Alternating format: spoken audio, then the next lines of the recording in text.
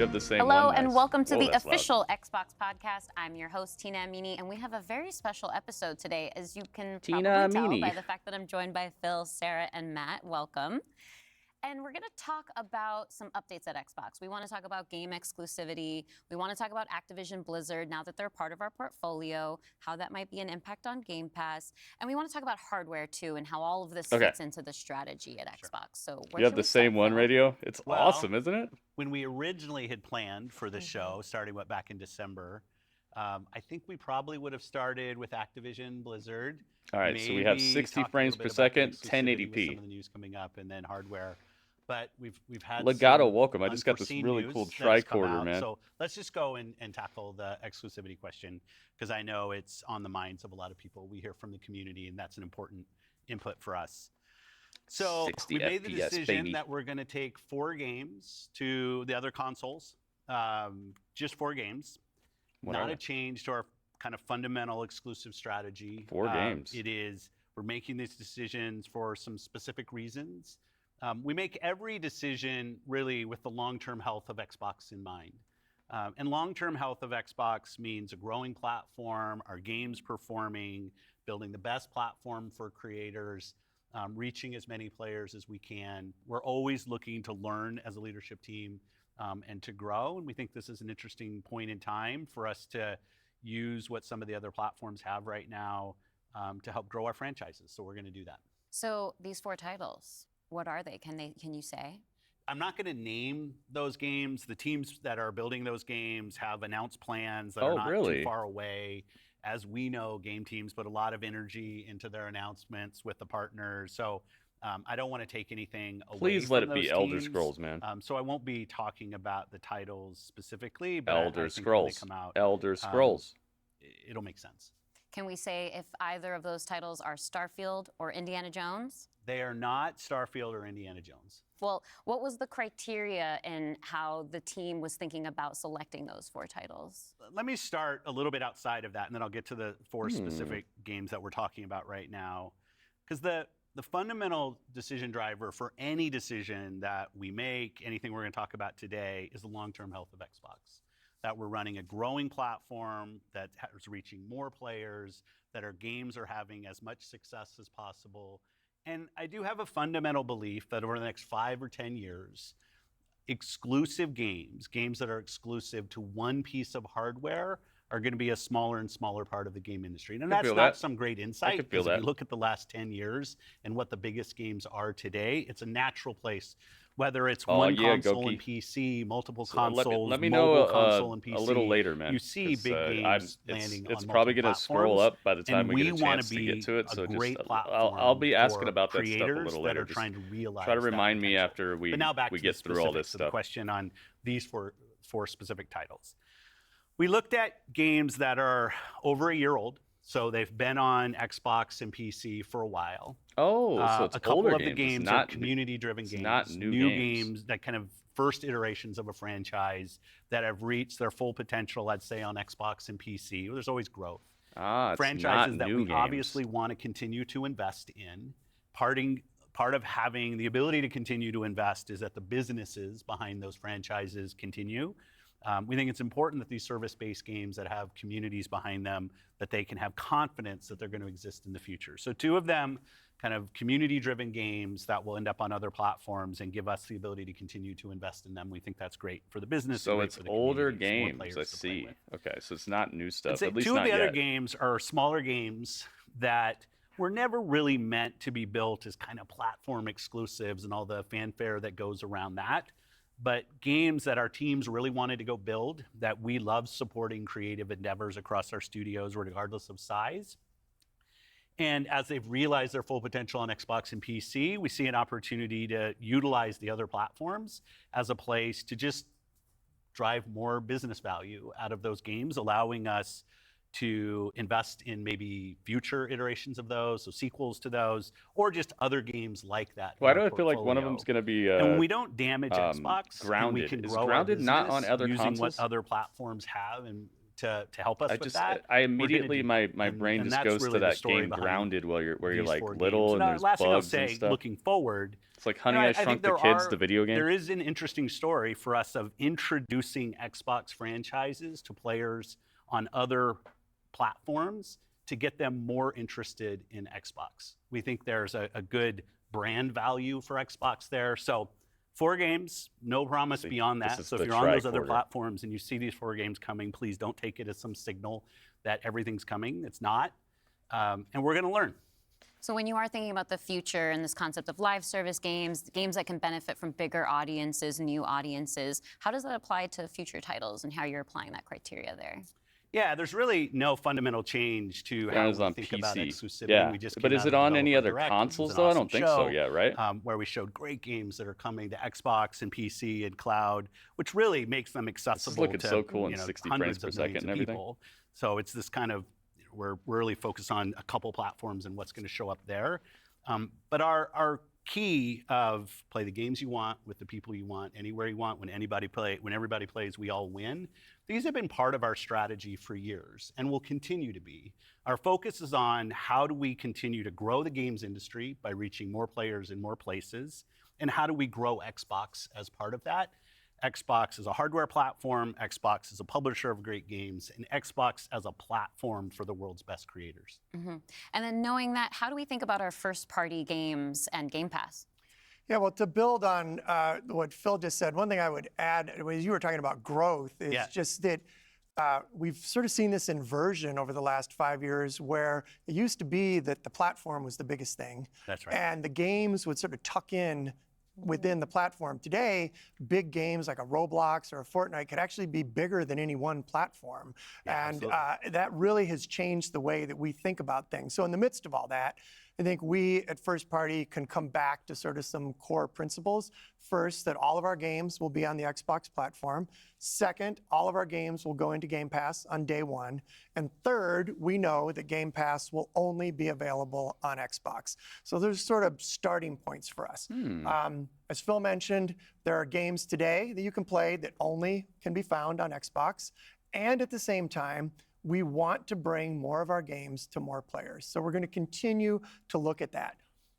Kind of moving aside, though, from some of those and thinking more about what does it really mean for the player, to me, the 2 key things are cross-play and cross-save. Those things allow us to deliver on the promise of Xbox, which is play with your friends where they are, play on the devices you want, play the games you want. This event looks like the really WrestleMania XL kickoff event. Level when you know that your saves, their background and everything, the color scheme across all those parts. So not all of our games today are necessarily built to take advantage of that. There still will be some games that don't. As we bring more teams into the Xbox family, there's some catch up to do as we get there. But that cross-play, cross-save is like so fundamental to what we're doing, and I think is something that we as First Party get such a good benefit from being so close to the platform. Yeah, absolutely. I mean, that's one of the things, like you said, all of our games are always in Game Pass. And so I'm excited to announce, you know, with the coming together that we have Activision Blizzard King, that Activision and Blizzard games are coming to Game Pass, starting with Diablo 4 on March 28th, which I'm super, super excited to share today. Nice. And it's all part of our commitment to make Xbox, the Xbox experience, and the games that we build as widely available as possible. So now the 34 million Game Pass members can all enjoy. If I played it on PS5, I could play it on Xbox as well, and it would just save where I've been at. Phil, you mentioned at the top, this isn't really a change in strategy for us. Can you recap for me how it isn't? Yeah, and I thought both Matt and Sarah did a really nice job of talking about what we're doing on Xbox, where we're going. You know, if you take a platform feature like Xbox Play Anywhere, which has been a promise that we've made on our first-party games, that you can buy our game once, you're going to get to play across Xbox and Windows. I think we're the only platform that does this. That makes it possible for you not only to play with your friends wherever they are, but to know that you actually have multiple entitlements to the games. I think that's a technology I would love to see applied to more platforms. But it is this view that people are going to play Xbox in multiple places. Yeah, I wonder how many more games whether it's play the games you Nintendo want could with have people you sold if want, they would anywhere allow you their want, games to be on other whether platforms it's or content community in like cloud, on whether PC it's or when whatever. everybody plays, we all Like win. how many we've had different copies taglines, of different strategy, how many kind copies of words that we've used, but always with this view that Xbox. How many copies of Super Mario Brothers Wonder, that new one? How many copies of that would they have sold if they could have put it out on PC day one as well, not just Switch? Probably, I'd say maybe even more than double the amount. Because people do want to play Nintendo games, but I think that outright buying a Switch sometimes can be a daunting task if you just want to play like one thing. If I just want to play the new Zelda, that's all I want to play. Or if I just want to play the new Luigi's Mansion, that's all I want to play. So they could be getting $50 or $60 out of people who would not spend the initial 200 and whatever to get the Switch. That's probably better than just not getting anything out of people, you know? I think that would be a good strategy for any console. Any game manufacturer should try to get the most amount of people playing their games. I know that Nintendo makes a lot of money off their hardware, but I have to think that making your games available on PC would increase the amount of people who would not only be playing your games, but it would be money that you might not ever see anyway. Is a platform for creators who want to reach the most players. Bring a lot of games to Switch, though. Our investments in xCloud, our investments in what their next franchises like Minecraft look like. and now Call of Duty and other large franchises, so that we learn how to build those. This has been a strategy that we've been on for, I'd say, a decade. It's not about one device. It's not about games in service of a device, but rather the devices that people want to play on should be in service of making the games as big and popular as they possibly could be. Because really, a healthy creator community on Xbox, a healthy creator community in gaming all up, is the thing that all of us as game players should be voting for, because that's the thing that will lead to the best long-term success and growth in this industry. That's real, though. And my understanding, just from listening and learning from you three over the past few weeks, just understanding what's happening with Xbox, is that we see trends with player behavior where people are playing on multiple devices. That is the reality. And we have put some games out on multiple platforms before. So my understanding is that that's been good for players. How does that come back to the business with all of that in mind? Yeah, as you said, we have shipped games on other platforms. In fact, realistically, if you look with the addition of Activision and Blizzard and ZeniMax, we're one of the largest game publishers on PlayStation. We're one of the largest publishers on the Nintendo Switch, especially when you put Minecraft into the equation as well. And now we're one of the largest publishers we got name drops on mobile platforms. Dude, are we seeing a change? That's not something a that major we industry want to back change away right from. here. We want to continue to be building. It's so cool to do these events with you guys, because we get to see things as they happen and be part of history, kind of, you know? But we do understand the business success that Xbox has to have. Us as leaders in this business, the system today, the system that all companies that we play video games from, is a world of you got to be growing your business. Growth in our Xbox business is critical to the long-term health of Xbox. Many people know I've been on Xbox for over 20 years, and I want to make sure Xbox is in the best position for the next 20 years. That means healthy player community, healthy creator community, and healthy business. So when we look at opportunities to allow more people to play, more people engage, more people to buy, more people to subscribe, it's all about putting Xbox in the best position. And our hardware is a critical component of that. The absolute best experience somebody has on Xbox is hardware that your team builds and that people play on. But that's not going to be everybody. We fully accepted that we're going to have Xbox players across all kinds of devices. So I think a lot of people think about 2023 as this incredible year for gaming. And in a lot of ways it was. There were some really amazing releases that I think we all enjoyed. But what were the signals behind the scenes that maybe indicated how we wanted to look at the future of Xbox and how we kind of keep up with the industry? Yeah, such a good question. And I think it's... We figured out that... as people who care about the industry, which games take a long time to make, and... it was an amazing We bought a bunch of studios, and we weren't coming out with many games. So we figured out that we should probably expand our business. That's probably what happened. You know, that's probably what it was.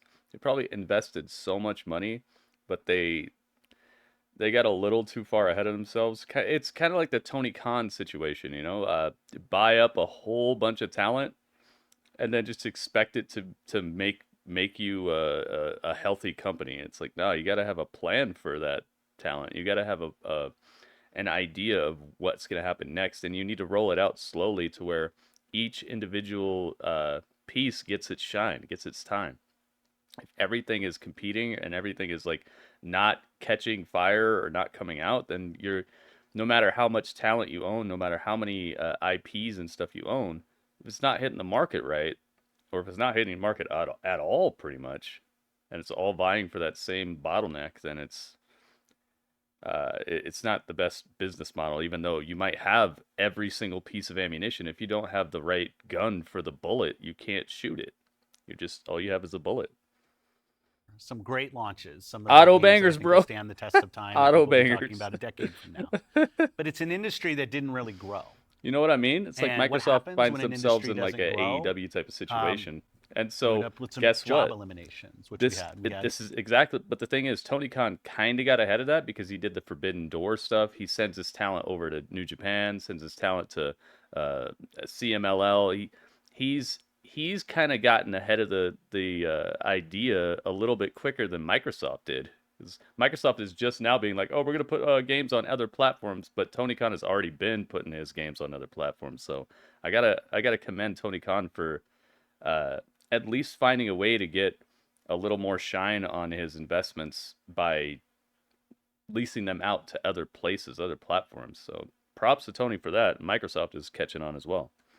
Even our own hard decisions to make about building a sustainable business for ourselves, but in no way were we alone in that.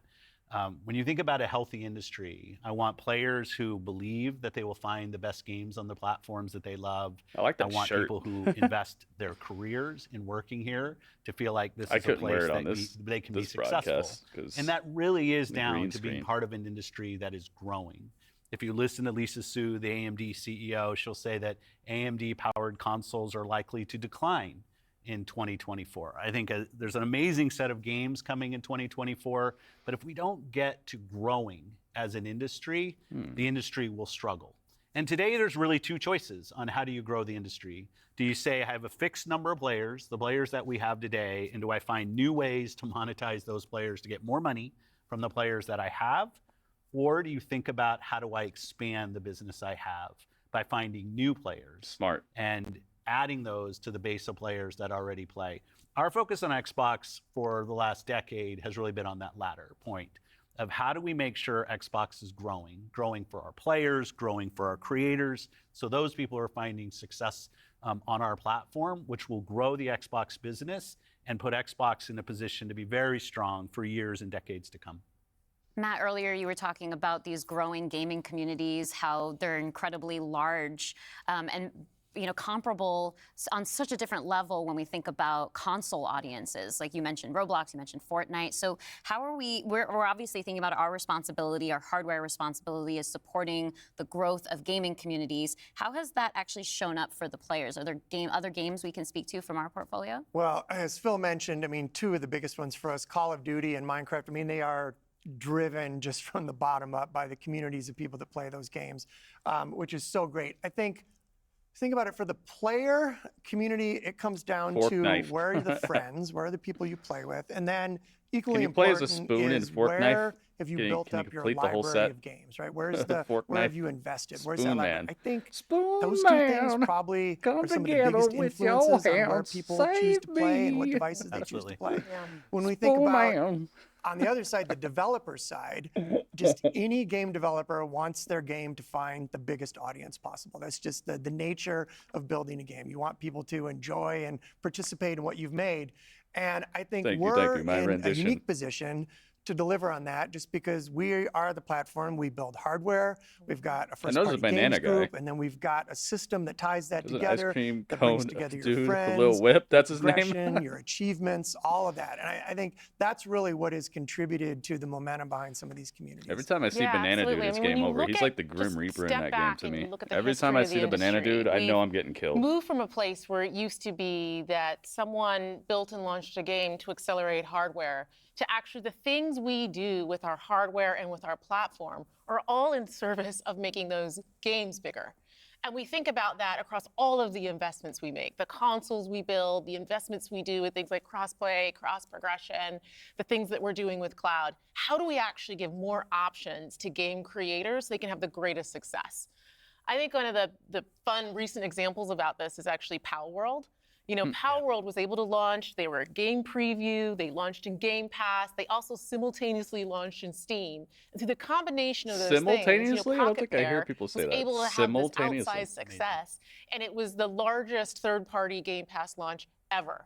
And that's all because we give creators options on how they can launch their games. We've got subscription, we've got retail, we've got free-to-play, we've got Robert Stone, welcome. We have the consoles, we have our experience on PC, and they can access all of those I don't think I ever said welcome to you.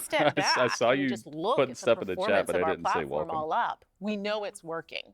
We're at the highest level of users on console, the highest level of users on PC, the highest level of users on cloud ever.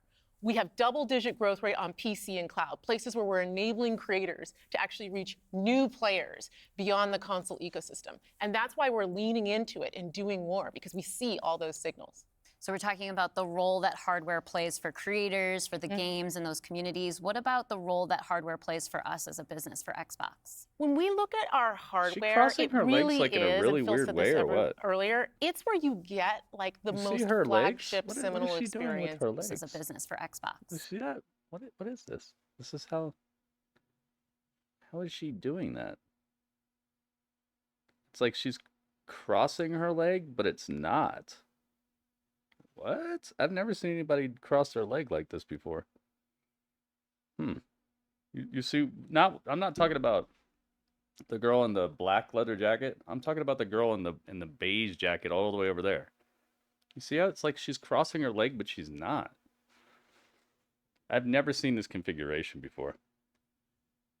When we look at our hardware, it really is, and Phil said this earlier, Romulan ships in cloak. Get, like the most flagship seminal experience of Xbox. Hey, she said ship right there. It also represents a developer target. Our developers can build the specs of our hardware, and we invest to make sure they know when they do that, that the games are going to go great on our hardware, but they're also going to be able to be accessed across any screen because of all the other investments we make. So we're giving them an easy way to access as many players as possible. And we actually have more creators right now building for Xbox than ever before by nature, thousands of them by nature of those investments. And we got more to come. There's some exciting stuff coming out in hardware that we're going to share this holiday. And we're also invested in the next generation roadmap. And what we're really focused on there is delivering the largest technical leap you will have ever seen in a hardware generation, which makes it better for players and better for creators and the visions that they're building. And then when we're talking about hardware too, there's these other considerations that are really important to our community, probably to each one of ourselves as well. When you talk about library, because I want to dig in on that a a little bit more. You know, as we talk about cloud, I heard that the new PlayStation is going to be more powerful than that, but how is that impacting like 4 years how after I own my content that I've invested in? So what can we say about our stance around game preservation? Yeah, you know, one of the highlights for me of being in this position was getting to stand on stage when we announced back compat coming to Xbox One. Like, it was fantastic. People were reading the teleprompter before I could read it. Slow reader, and just feeling the energy in the auditorium as we were saying that and online. You know, one of the cues I think us as being part of Microsoft take is looking at Windows and how Windows over decades has maintained software compatibility with things that are built on it.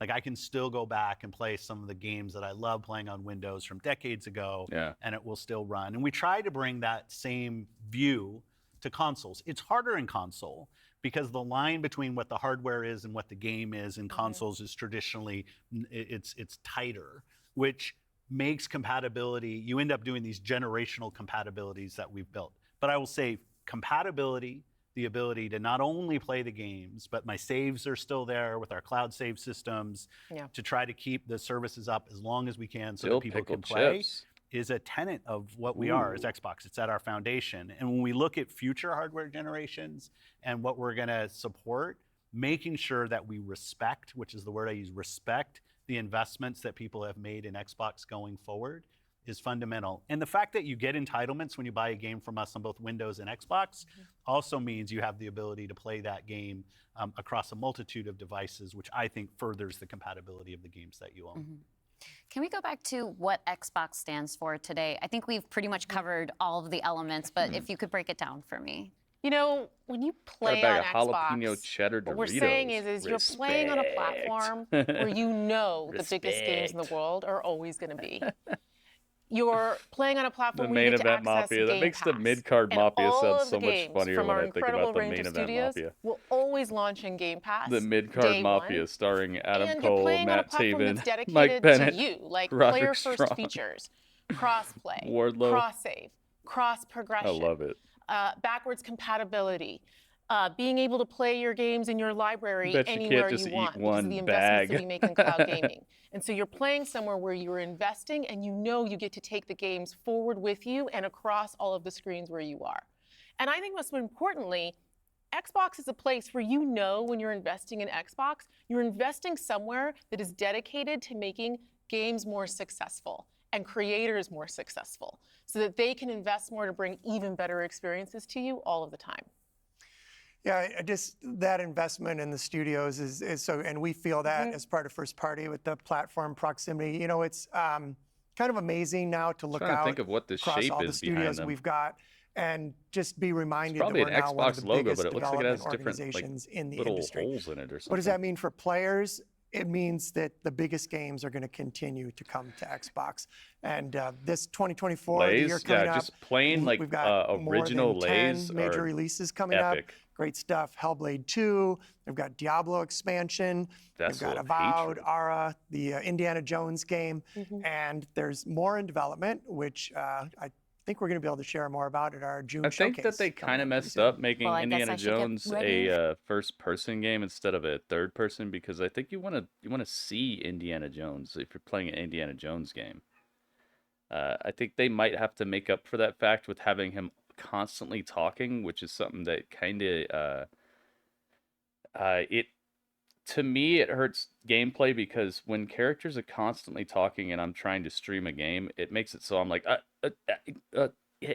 it's you know, I feel like when you're trying to get a word in edgewise and somebody just won't stop talking, I feel like that. So I feel like they might have made a little mistake, and hopefully there's a toggle where you can go into third-person mode, because I feel like what they're going to have to do to balance out the fact that you can't see Indiana Jones on the screen is they're going to just fill the game with dialogue in every single moment. And sometimes that gets really cringy. I don't know. To work on that show. We'll see. Well, thank you all for showing up on the podcast today, and we'll see the rest of you this June. Yeah. Thanks, Tina. Thank you. Microsoft. All right.